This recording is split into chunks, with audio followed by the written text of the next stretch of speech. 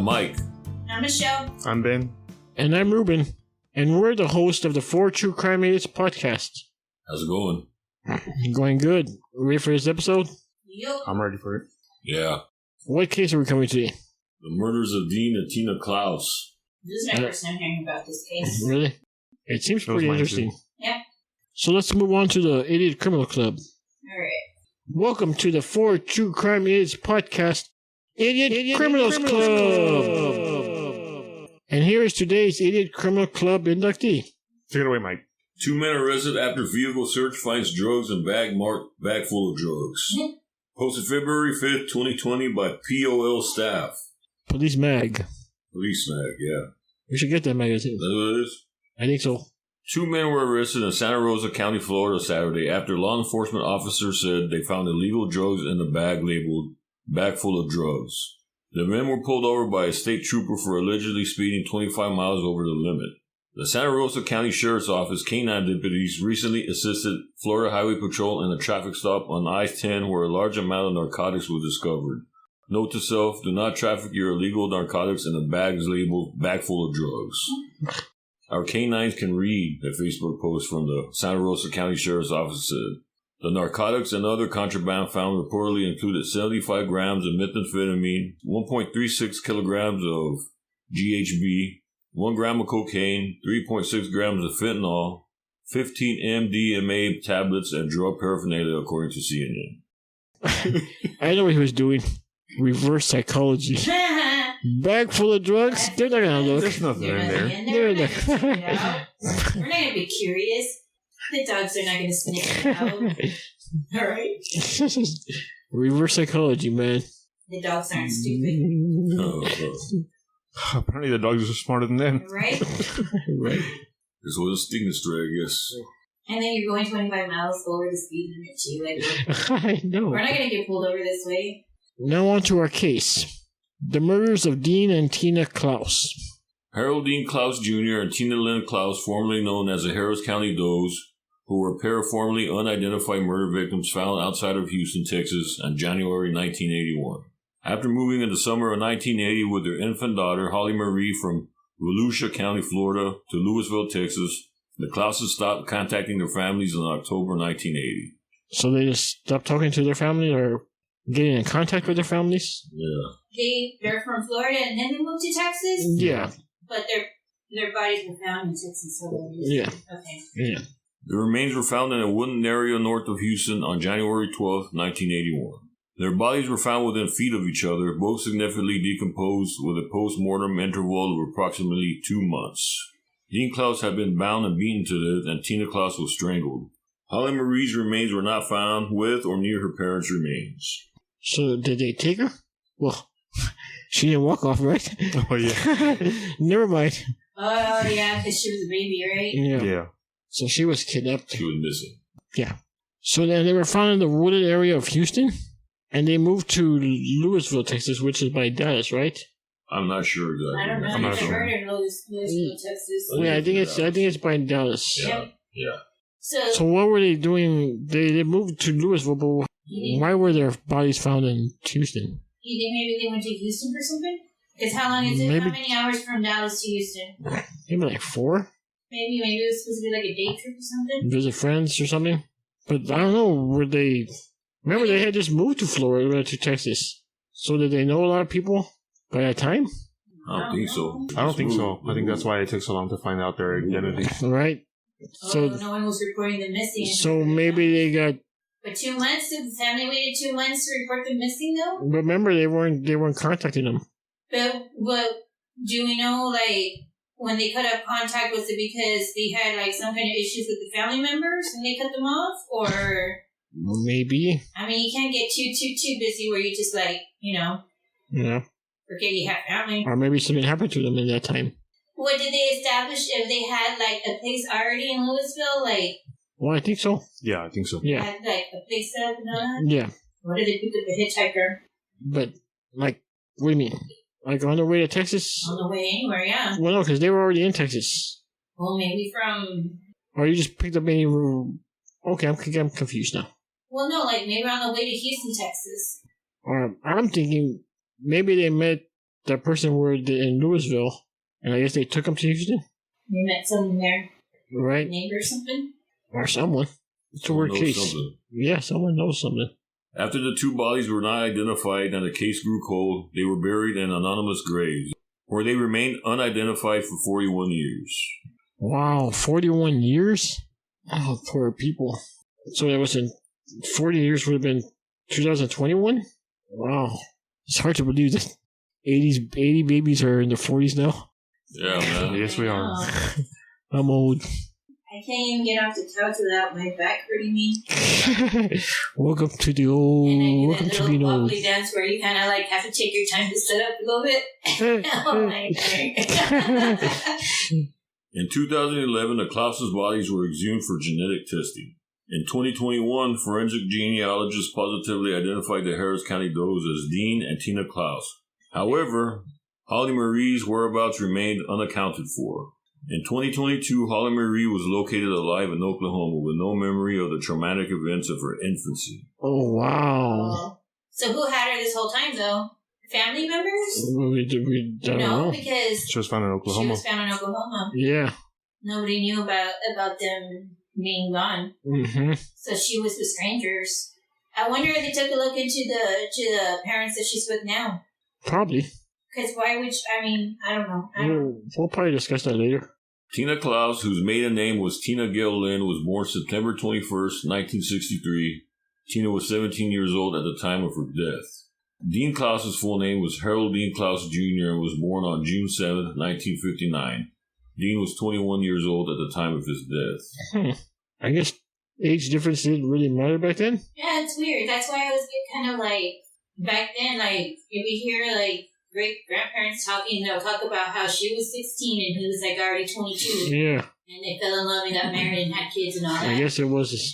And like you said, like, nowadays, they're starting to say, like, oh, I'm 16 and my boyfriend's 22. Everyone's looking at the guy It's like, what are you what's wrong with you? 16-year-old? You're, like, 22 years old. Yeah. But our grandparents were that young, so Yep. they kind of, like, it's weird. Different times. Different times. It's weird. Harold Dean Clouse Jr. and Tina Gail Linn were both living with their families in New Smyrna Beach, Florida when they met in 1978. Tina Linn was 15 years old and Dean Clouse Jr. was 19. Okay, so they already met before they married. Oh, Yeah. well, no shit. yeah. Oh, yeah. Moved to Florida, Texas. Even that's kind of weird. 19 and 15. Different times. Dean's sister was already dating Tina's brother, who also later married. Wow. Also, they were dating each other's siblings. Dean and Tina had what was described by those around them as a whirlwind romance and married a short time later at the Volusia County Courthouse on June 25th, 1979. So they fell in love, right? Must have happened real fast because... It was whirlwind. Yeah. Whirlwind It was romance. a whirlwind romance. Well, good for them. Good for them. The couple's daughter, Holly Marie, was born on January 24th, 1980. Both were described as devoted parents by those around them. Before their move to Texas, the young family lived with Tina's sister, Sherry Lynn.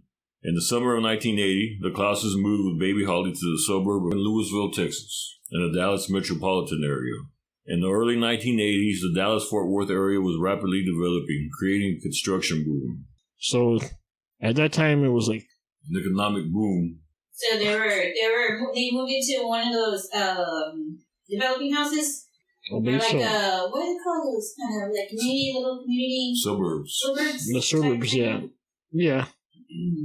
So, like, economic boom and that was going on Yeah. at that time. Yeah. Screw the Cowboys. That's all I'm going to say. What does that have to do with anything? America's team, my ass. That part's getting deleted. No, it's not. I'm going to leave the part where it says America's team. It's gonna be Dad's Cowboys. America's team. Okay, hear about this. Dallas Cowboys suck. Yeah, right about the America's team. All one word right there. I'll delete that one and leave the other one. No, Oh, crap. That's right. He's got the power. He kind of does. Okay, keep on going. Dean was an adept cabinet maker and moved his family to Texas in hopes of finding a good job in the trade. Dean found work with the D.R. Horton Home Builders, and the young family lived with Dean's cousin to save for their own home. Holly was 1 year old at the time of the move. Although work at the time was not stable, no one who knew them reported any tensions between the two. So they did. Okay, so he had family over there in Texas. No, okay. So they weren't living on their own. Then they were living with the cousin. The cousin, yes. Or the cousin. Okay. So work was not stable. Why? I thought he had already a job opportunity. Huh? It said that never mind. No, I know what you mean, because it says here that he was a cabinet maker, and that's the reason why he moved. Yeah, because and hopes in finding a good job in the trade. Okay, I see.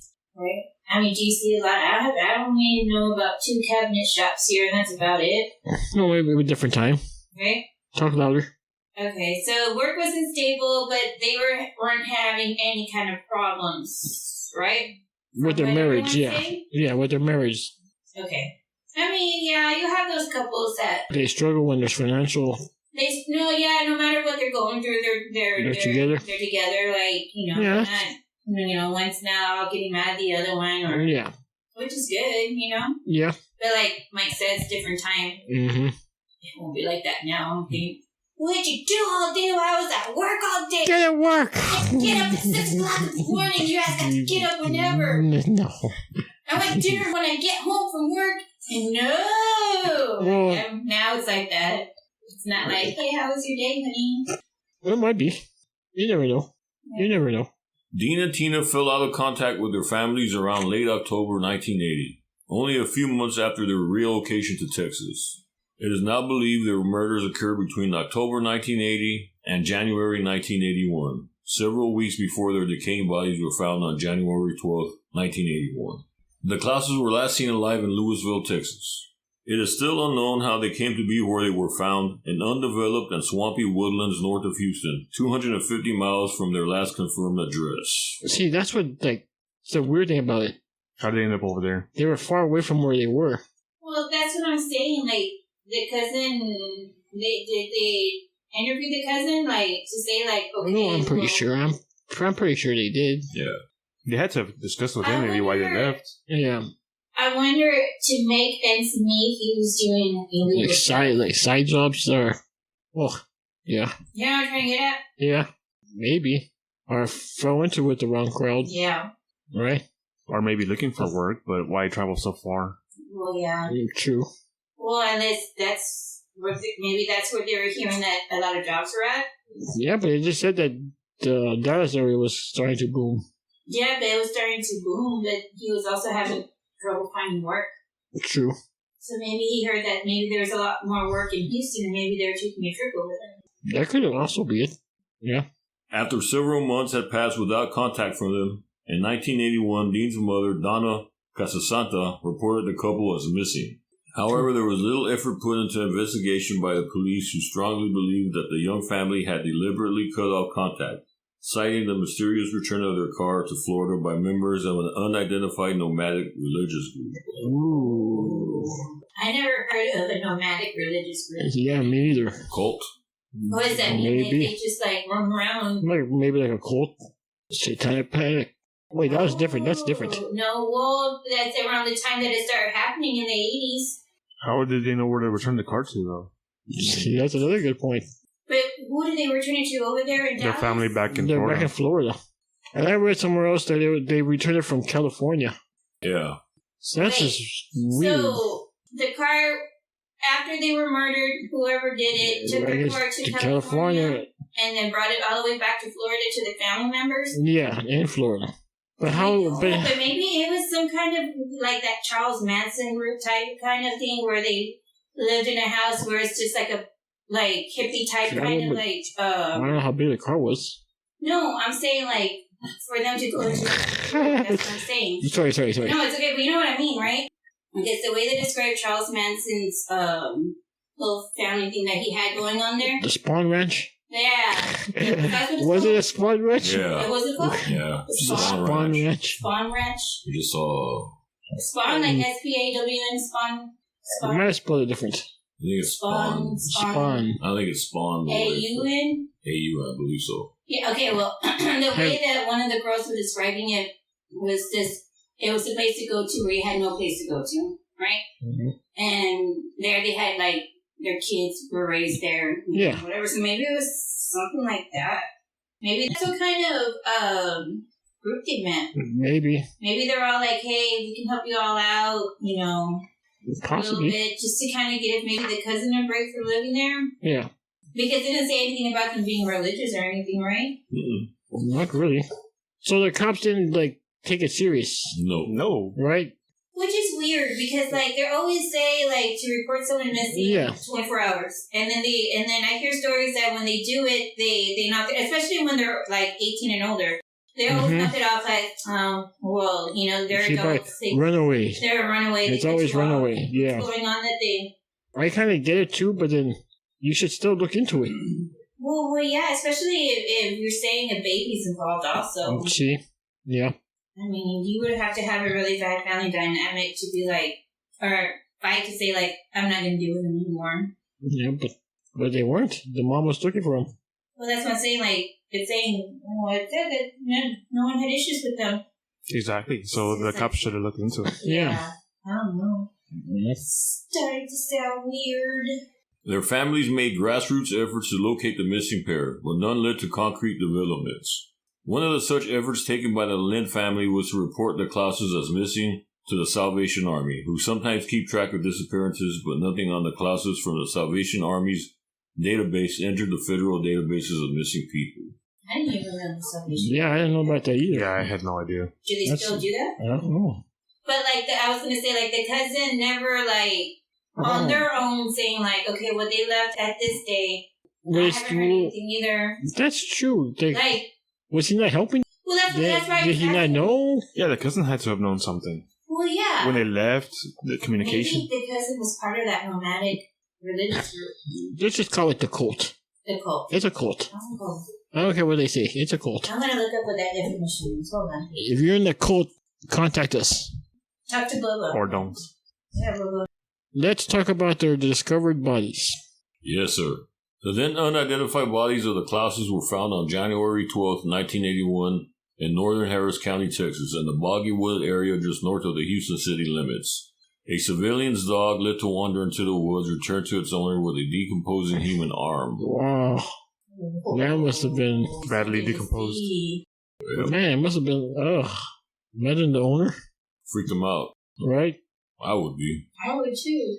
The search parties prompted by the dog's discovery subsequently found the heavily decomposed bodies of the Clouse couple near Wallaceville Road.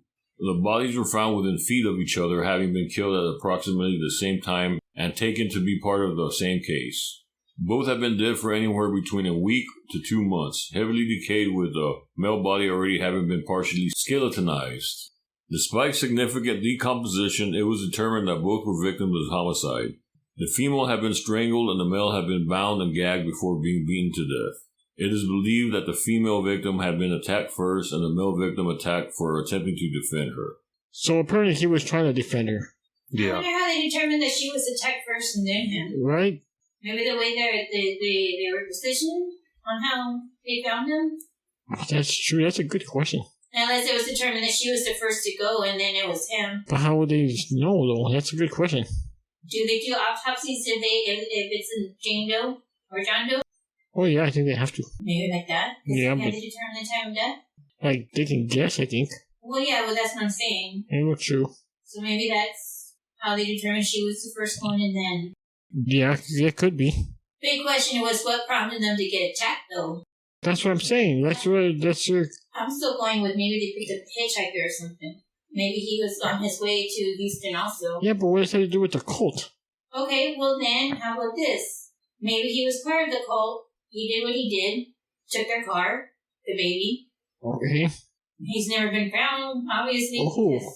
The killer? The hitchhiker to say, well, we don't even know if there's a hitchhiker. I'm saying that maybe they did. Her Maybe theory. that's a possibility, Oh. but I'm not saying that it was. Hey, watch your tone. No, I've been trying to make you understand. I know that wasn't the case, but I'm still guessing that it might be a hitchhiker. Yeah. What if it's Well, maybe. that group type? I don't know. Who knows? Yeah.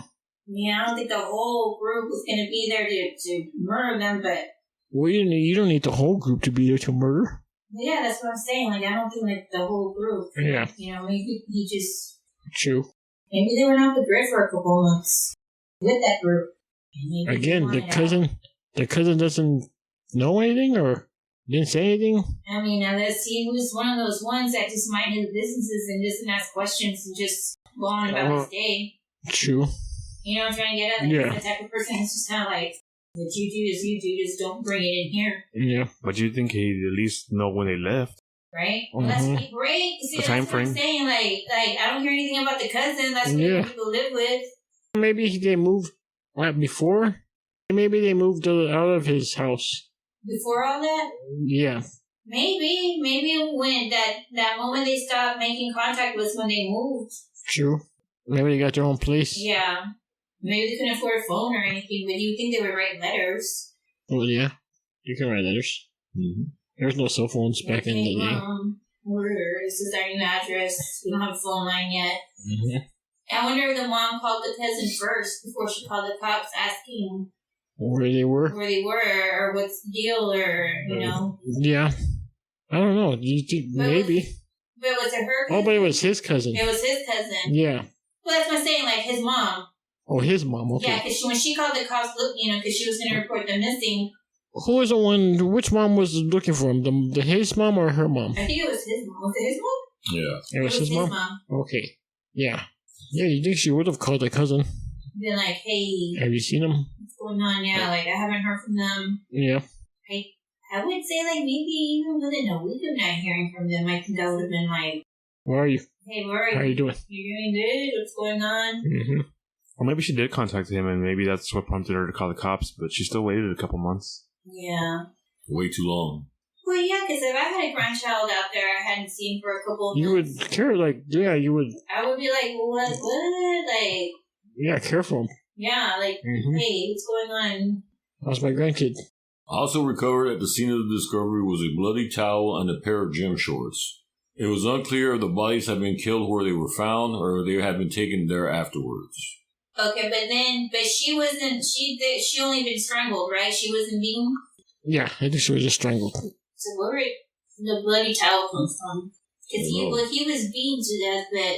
Maybe they were murdered there, and then the guy was wiping his hands with the towel? When he beat up... The husband, Dean, yeah. I would have tested the towel for DNA. Right. Or at least saved it for later on to test it. And the gym shorts, were they females, males? Just says gym shorts. Okay, let's talk about the investigation into the identities of the Harris County does.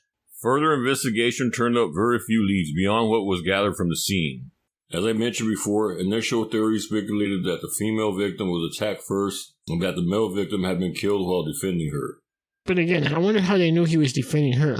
Did they find his body on top of hers, maybe? He was bound and gagged. Well, yeah. How does that? Okay. I don't know. Everybody. Okay, so she. So she was bound and gagged, right? Yeah. Well, he was. Yeah. Well, he was. No. Maybe that's how they figured maybe she was attacked first. To make him watch, maybe. Yeah, I've heard. What? Well, I haven't heard. But you never know. What's that? About where they make him watch. Oh, yeah. It's like they attacked her to knock down and gag him and make him watch. That's part, like, it's kind of weird how they know. Right, how they know. Why they think he was defending her. That's what I'm saying. Maybe it's the way they found him. Maybe that's why he was bound. Because he was defending her and they tied him up. Could be. You hear what I'm saying? Yeah. Like as soon as they were gonna start with her first, he went at him, and then to stop him, they bound him. Yeah, maybe they knocked him out. True. And then tied him up. So if he came to, he couldn't really stop him. True. Okay, that makes sense. She was just strangled. They never said anything about her being raped or anything, right? Yeah, it's true. So they just wanted to kill him. Maybe they just wanted to kill him. But then we also know that there's gym shorts and a bloody towel. See, that's another weird thing. And they don't really discuss what they were wearing and what she was wearing, if she was just naked from the waist down. Yeah, or true. Or missing. Yep. Nothing. Harris County forensic artist Mary Mize drew the initial facial reconstructions of both victims, but the reconstructions failed to generate any leads, now known to be because the Clouses had not built roots in Texas yet at the time of their deaths. The Does were buried in the Harris County Cemetery. No arrests were ever made in the murders, and even after the victim's name, this remains the case. Okay, so did you see that explains that they didn't have like friends yet, right? Mm-mm. Yeah. Not enough. Because they had just moved. Yeah. I wonder who it was. Just anywhere in Texas is what they're trying to say, or just in where? Well, roots were they in Louisville. Oh, okay. Other than the cousin, because that's who they were living with. So yeah. that's what I don't understand. They might not have built roots to say they had friends, to say like, well, we meet up every Wednesday and whatever. Maybe but, like casual, maybe like not casual, but yeah, go ahead. You're living with a cousin. You would think the cousin would say like, "Oh wait, that's my cousin. That kind of resembles." I haven't heard from him. Maybe he was in that nomadic. They're cold, maybe. The cold case investigation. The bodies were exhumed in July 2011 to extract DNA, originally to find out if they were related. They just didn't know. The funding for exhumation was acquired when Harris County received a grant from the National Institute of Justice to exhume several unidentified murder victims, including the Clouses, to extract their DNA and enter it into databases. In charge of exhumation of the Clouses was Jennifer Love, Forensic Anthropology Director of the Identification Unit in the Harris County Medical Examiner's Office. Funding for continued genealogical research into the Harris County does was then secured from the true crime podcast company AudioChuck. That's interesting. Well, that's good that they did that. Yeah. I'm surprised they didn't try to get DNA before that. That's what I'm saying. This whole case is just weird. From the very beginning. Yep. With the cops taking forever to find them. Well, I mean, doing anything about it. So the mom taking forever to report them missing. To the cousin, not hearing anything about the cousin. Unless the cousin owned the house and he was just running it out to them. He wasn't even there. True. But they said cousin, with right? Cousin, yeah. Again, cousin. What do you know? What do you know? Now we'll talk about the identification. The case of identifying the does was given to California-based genetic genealogy organization Identifiers International in late 2020.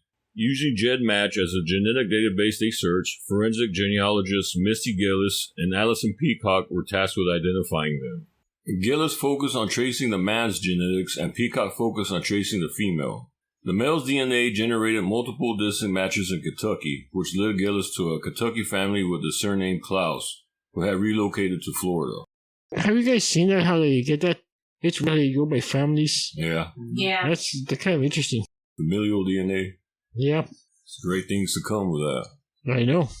Gillis continued to follow the Clouse family's genealogy until she found an extremely close match with the male. Peacock, acting as a representative for both her and Gillis, called Debbie Brooks, Dean's sister, and asked if there was a member of her family who had disappeared 4 years or more ago. Oh, so they found a sister. Yeah. Oh, that's DNA. Yeah. I'm telling you, that's interesting. Right? Brooks then provided Peacock and Gillis with information about Dean, leading to Dean Clouse Jr. being identified within 10 days of Peacock and Gillis' beginning his case. Tina Clouse was then identified shortly after, leading to both of the Harris County does to be identified within several weeks of their cases being reopened. Man, that must have been hard, though, for the sister, right? I mean, still not knowing what's going on. Right. Or how it happened and why. Yeah. The why. I bet that the why is what's killing them. Mm-hmm. Dean and Tina Clouse were publicly identified by the Texas Attorney General's Cold Case Unit on January 12, 2021, on the 40th anniversary of the discovery of their remains. Until then, Donna Casasanta had reportedly been hopeful that her son was still alive. Following the identifications, Peacock continued to work on the case of the Clouse family's public relations and advocates. Families of both descendants traveled to Houston to see the place where the bodies were found and their grave sites. According to Liz Lynn, Tina's brother, both families agreed to have the couple buried together. Oh, that's cool. I wonder if Dean's sister and... Oh, the sister and the brother? Remember, because wasn't her sister dating his brother? Yeah. And then they were later married? Yeah, I wonder. That's a good question. I'm still curious about the cousin. And why he's in... It also goes back to the cousin. Why he hasn't been questioned. Why he hasn't been brought up. Well, we don't know if he's been questioned. He might have, but no information has come out. Up yet, Bubba. Hasn't popped up yet. Well, yeah. If there's any authorities of the case listening to this podcast, contact us. 4truecriminalspodcast@gmail.com. Don't send me spam, okay? Now let's talk about the Clouse's daughter, Holly Marie Clouse, who disappeared. After Dean and Tina's bodies were identified, the investigation's primary focus turned to finding their missing daughter. No baby's body was discovered with or near the couple's remains, and no baby doe's cases that fit Holly Marie's circumstances had ever surfaced. It is reported that when Peacock delivered the news of the findings to the Clouse family, Debbie Brooks asked if the investigators had found the baby, to which Peacock responded, "What baby?" Several theories about Holly Marie's whereabouts were put forward, including theories that her small body had been carried away by scavenging animals, or that investigators missed her at the scene. Another increasingly popular theory was that the baby had been kidnapped by the killers, which became the general consensus after Holly Marie was recovered alive. It is now known that Holly Marie was left at a church in Arizona shortly after her parents' murders, and that she was left by two white-robed and barefoot women claiming to be part of a nomadic religious group. Here we go. There was a cult. You can call it a nomadic religious group, but it's a cult. It's a cult. It's a cult. So what? Their murders were like satanic? Well, maybe. But so I wonder if they wanted a baby. I wonder. Well, no, because they didn't keep the baby. I wonder if they didn't want them to bring the baby. Maybe they were gonna hurt the baby, and they put it in, and they figured it out. But they did. But they wouldn't leave it at a church, though. Yeah. Okay, but these two couldn't possibly do it. Well, I'm not saying that women can't do that kind of damage. Yeah, but they weren't like, well, unless they change out of clothes and put in those robes. True. The gym shorts. Well, maybe that's who it belongs to. Maybe they change into white robes, and so they can go and. I'm trying. It's very weird. Yeah. Very confusing and very. They could have just been part of the group. So after the murder, they took the baby to Arizona. Yeah. So they were killed in Texas. So they rode with the baby all the way to Arizona all the way to Arizona with their car. And apparently went to California after that too. They went to California and then delivered the car back to family in Florida. So then they had to have known about their family. Then they had to have known him long enough. Yeah, to know where the mom lived or where they were. Yeah, where they lived. Yeah. It's kind of weird. Was it them joining the group because maybe the group promised them like, hey, you'll have a house, a roof over your head, and food and whatever while you were looking for work, and you don't have to worry about. Yeah, true. Unless the cousin was part of it. It circles back to the cousin. Allison Peacock and her organization Family History Detectives, along with the Clouse family, continued to search for Holly Marie. Peacock and IFHD launched the Hope for Holly DNA project as part of their efforts. Information on Holly's case was released to the public, including that her last known whereabouts were Louisville, Texas. An age progression image made by the National Center for Missing and Exploited Children was also made to be distributed to the press, and several family members submitted DNA samples to genealogy websites such as Ancestry.com in hopes of matching with Holly Marie. Several women from across the country wrote to Peacock that they might be Holly, and Peacock tested and ruled out several women who fit the circumstances but were hesitant to work with law enforcement. Huh. What does that mean? I don't know. They didn't want to work with law enforcement. Maybe because they knew they weren't Holly and they were just doing it for publicity? Maybe, yeah. Holly Marie was found alive in Oklahoma at 42 years old on June 7, 2022, which was also coincidentally Dean's birthday. Oh, so they found her. Oh. Yeah. Alive. I wonder how she felt. I wonder if she was like... probably all like, what? Shocked. What's going on? And That's also not weird, but what's that word I'm looking for? Like the coincidence that it was on her dad's birthday. I know, right? That she found out. While the search for Holly Marie was ongoing, it was hypothesized that if she were to be alive, she would not be aware of her identity or past, which ended up being correct. So they got that one right? Yeah. Yep. While several different agencies were involved in an investigation into Holly Marie's disappearance, confusion occurred over whether her name was spelled as Holly or Holly. Like Holly as in Hollie. Yeah. Or Hollly. Yeah. I can see that. You can even throw in EY. True. So can you imagine all the database they had to go through with all of Hollies and spelled differently? Mm-hmm. Maybe even not even an E at the end, just Hollie. I don't know, Holly. Well, maybe. When investigators asked to see her birth certificate, they found that it had been sealed due to an adoption. How old is she when all this happened? She was 1 and she was still a baby. At least she was 1. So, either way, how are you going to get a birth certificate of a baby that just got dropped off at your church? That's well, she has to get just. Wait, what? Her birth certificate being sealed because of the adoption. How did they know the baby's name to go get her birth certificate to seal it? How do they know her name? You have to know your name and birth date to get your birth certificate. You know what I'm trying to get at? Because it's not like she had her in the hospital and gave her up for adoption. Yeah. She got dropped off at a church. So my whole thing is, if the church had to go as far as getting her birth certificate, how come they didn't go as far as seeing if she had any family that could take her in instead of going through a whole adoption? That's true. That's where I'm lost, and that's where I'm confused at. While few details of Holly Marie's life have been released out of respect for her privacy, it has been reported that she has lived a satisfactory life, with a 20-year marriage, 5 children, and 2 young grandchildren. Details of her childhood are also being kept confidential due to the investigation into her parents' deaths, being an active case, but it has been stated that her family was never considered suspect in her case. Okay, we'll see. I thought about that too. If her adoptive parents would have known anything. The church that took Holly in and adopted her to a family, and both the church and the family were unaware of how Holly had come to be in the position of the church and nomadic group. So they didn't know either? No. They just found the baby. Yeah. So what? So they just found her and they just made up a birth certificate and they just kind of guessed? Shoot, I don't know how that works. How do you even adopt baby without a birth certificate? Yeah, that's what I'm saying. Like, because it wasn't like... Yeah. Because when they're born in the hospital and they're giving up for adoption, because right away they ask for their name and all that. Well, maybe with missing babies, they don't. They just come up with whatever. Unless they get a new one. Unless they take them to the doctor to say, like, well, she's this old. Yeah. Her birth month must be around this time on. Yeah. That's pick a day between this. Yeah. I think the church should have called investigators. That's insane. Yeah. You're right. Unless those 2 ladies told a story. What story? That's true. We came across this child in the middle of the road. I don't know who her parents are, and she's by herself. One of us in the middle of the road. Well, I'm saying, like, I'm taking things literally today, huh, Bishop? Yes, you are. You are. My bad. That's okay.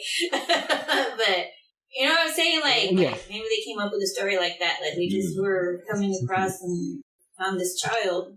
Holly Marie has met with her biological family over Zoom, and the NCMEC will fund a visit to Florida so she can meet with them in person. After her safe recovery, the Hope for Holly project was renamed to the Dean and Tina Linn Clouse Memorial Fund, shifting the focus to identifying other unidentified deaths available on GoFundMe. Well, hopefully something comes out of it. Yeah, something good. Yeah, man. And I wonder if... Oh, that's nice that she keeps up with the other family. Well, yeah, she's getting to know him. Yeah, that's cool. Now on to the ongoing investigation. The investigation into the Clouse murders is still considered an active criminal case, according to Harris County Police Deputy Thomas Gillian. Due to this, news about the case is partially restricted. The focus of the investigation has since turned to finding the parents' killers, while the publicity surrounding Holly's return generated an increase in new leads to the Texas Attorney General's cold case unit. Well, it's good that they're still working on it, but come on. It's going to take a while. You know, the more I'm reading this, the more I'm seeing, like, they haven't questioned the cousin, and I'm really determined to know what he knows. You're right. I'm starting to believe the cousin knows something. Now let's talk about this cult.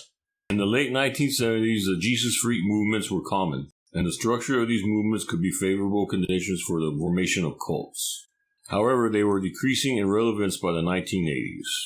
I wonder what happened during the decade that cults were, like, favored, like, not favored, but, like, why they gained, like, popularity, I guess? Not popularity, but what's it called? Traction. Traction, yeah. People being lost. It's the lost decade. Yeah. Vietnam. Yeah. According to his family, Dean had a history of interacting with such movements during his teenage years, but drifted away from them after meeting Tina Linn. Oh. So he was easily, like, persuaded? Yeah. During December 1980, and what is now known to be close to the time of the murders, a woman who introduced herself as Sister Susan reached out to the family of the couple in Florida, claiming to be interested in returning the couple's car. By that time, Dean and Tina had already been out of contact for more than several weeks. So Sister Susan dropped off the car. So Sister Susan dropped off the car. Had already been weeks of them having no contact. Yeah. So do you think maybe this Sister Susan, when in the car, told them like, "Hey, I don't want any contact with you all"? Probably, yeah. They're there with us. Trying to like lie, yeah. I believe so. And that's why it took them a little bit longer to kind of be like, "Hey, something's not right here." Yeah, I think that's what happened. The family agreed to meet Sister Susan and several other members of her religious group at Daytona Racetrack in Florida. Multiple elements about the meeting did not make sense to the attending family members. The religious group arranged for the meeting to be at night. During the meeting, though multiple members of the group were present, only Sister Susan spoke. It's weird. That's shady. Very shady. Very shady. I wouldn't trust it. Nope. Well, you know what? To begin with, let me see. If they were saying, "I want to meet up at a Daytona racetrack," I would be like, "No." Why not? See if is there a race going on? Okay. But maybe I'll have a meeting place. And so, is this Susan, the Sister Susan? I guess she's like the leader of this group? I guess so. Or what? Or the spokesperson? Yeah, she was maybe. Talking, yeah. Sounds like it. Right. The attending family members were told that Dean and Tina had joined the religious group and no longer wished to have worldly contact with their families. The group didn't ask Donna Casasanta to donate $1,000 to them. No, that's not shady. What? That's kind of like, yeah, that's ridiculous. I would have been like, no. I would have asked why. How come I want to, cut off contact with us? Mm-hmm. And how did if there was no issues. Guys. Yeah. Exactly. There's no issues. Yep. Now, well, if there's, okay. Now, when they said there was no issues, was it no issues between the husband and the wife? Or was it no issues between the whole family? I'm doing. Yeah, in the family, all of them. So it's both. Like, yeah. There was no problem in the marriage. No problem with the family. They got along with both sides of the family. I'm thinking. With no problems. So yeah, I would have been like, well, why do you want to cut us off? Mm-hmm. And why do we have to go into house long? Yeah. If you all had money to make it go down here. Yep. I'm not going to pay you to go have money on the way back or your. That $1,000, that request was kind of out there. Yeah. Stupid. How weird. Mm-hmm. I wonder if it was some kind of ransom or something without them even knowing it was some kind of ransom. Could be. Like, okay, if they give us $1,000, then we'll some kind of, turn them loose and whatever. But if they don't. I hope they didn't give them the money. Oh, I hope so. I hope they didn't either. Police were notified of the meeting in advance, but no formal police report for the incident has been uncovered. When Donna Casasanta later tried to report Dean as missing to the authorities, her claim was quickly dismissed as him having joined the religious group, as Sister Susan has said, with the police citing the return of the car as proof that Dean's disappearance was voluntary. What? Come on. That's why they didn't ever. Remember in the beginning when they took forever to do anything about it because they were saying, that he did it on his own? Yeah. It's because when they finally called to say what was going on, they're all like, well, there's nothing we can do because if she's saying that he did it voluntarily, yeah. He did it because he wanted to. Therefore, we can't do anything because he wanted to. Yeah. Man. Yeah. That's why I was so confused in the beginning as to why they were just real quick to be like, oh, okay, well, whatever. Yeah. Because I wonder if they had not mentioned them when they were reporting missing and they could just say like, hey, well, look, it's been, this many weeks we haven't heard from them. Mm-hmm. Can we, if there's any way you can send somebody from over there to go, because I think if they would have done that, they would have gone and done that. Now go check on them, right? Mm-hmm. Collect the authorities in Louisville.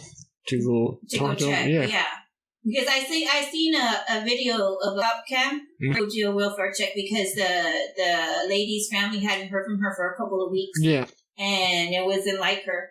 Mm-hmm. So they went to go do it. But I think if she would have been like, well, my mom's missing, I haven't heard a couple of weeks or whatever. Yeah.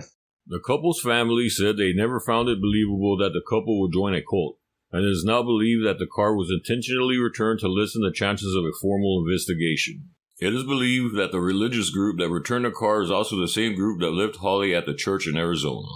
Oh, yeah, I think so. They're the same group that left Holly at the church, the daughter. I wonder why they did bring the car back.